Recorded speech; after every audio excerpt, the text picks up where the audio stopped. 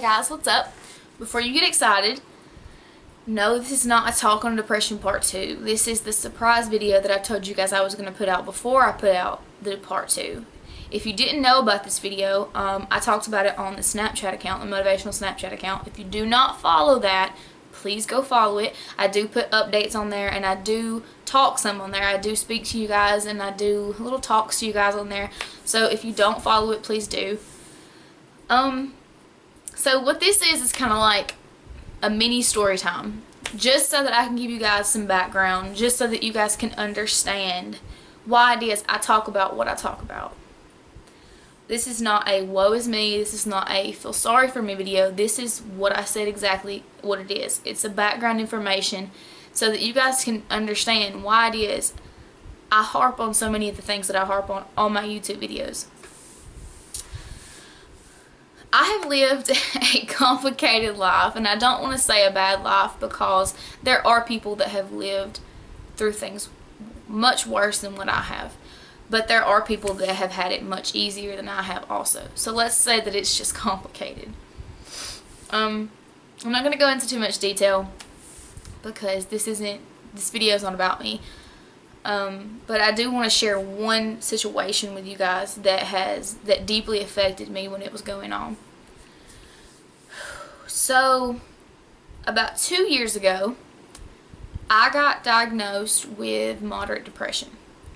I'd already had the knowledge that I was dealing with an anxiety disorder also, but this was new to me. Depression was new. I knew people that had it. I knew people that suffered with it, but it was new for me. It was a new experience. It was a new experience. It was, to me, another thing that was going wrong. And then during that time, I also found out that my grandfather was getting very sick with cancer.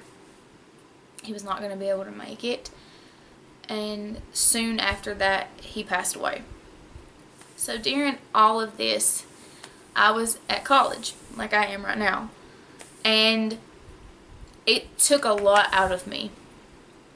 Figuring out that I had another thing that was wrong that I had to figure a way to deal with, and losing someone that meant so much to me so fast. With all this going on, it caused my grades to drop significantly. So much so that I almost lost my financial aid. I did lose my financial aid, actually, and I had to do an appeal. And I had to explain to them this and this and this was going on. This is the reason why I wasn't paying attention. This was the reason why I missed so many days. And it was awful. I was so scared, because coming to this university was the best thing that I had ever done.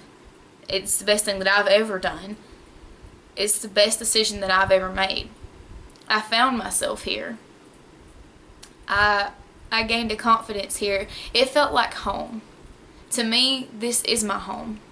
More so than the one that I grew up in and with 18 years of experience in. This is my home. So to me, I was about, not only did I lose someone I loved, I was about to lose the place that I loved. So I had to do an appeal, and I prayed and I prayed and I prayed. And thankfully, staying here was in the cards for me, because I got my appeal. They gave me back my financial aid, and I got to stay here. Now, my senior year of college, I have a 3.6 GPA, and I'm on the honors list for my university, while maintaining a job and somewhat maintaining a social life. The whole point of this, the whole point of this story was to let you guys know stuff happens, and we don't know which way they're going to go. But what is supposed to happen will happen, and what is supposed to leave your life will leave. And I know that it's so hard to let go of things, and so hard to accept that certain things just aren't in the cards for you. But what is meant to be will be. And what's not, we gotta let go of. Because when we hold on to things and try and fight for things that are out of our control, that only puts more stress on us. It takes our view away from what we're striving for, what we're trying to get at, because we're so caught up in what's out of our hands and what's out of our control that we're fighting for something that's not supposed to be there. So what I really want you guys to understand, and what I want you guys to think on when stuff gets difficult and stuff's just not going your way, if it's meant to be yours, then it will be. If it's not, then it's not. And also remember that just because you're praying for something right now, just because you're wanting something right now, doesn't mean that it will come to you right now. What's supposed to happen will happen in its own time, not when you're begging for it to, even though that is a sucky situation and it's unfair at sometimes because you feel like you need that prayer answered right now. You need that promotion right now. You need that financial stability right now. But things happen in their own time. And that's something that so many people, including myself, struggle to let go of. I just want you guys to understand, because it took me 21 years, and I'm 22 now. It took me 21 years of my life to realize that some things just aren't meant to be. And when we let go of them and we have that extra space in our head to really focus on what we need to focus on, what we need to strive for, it makes things so much easier.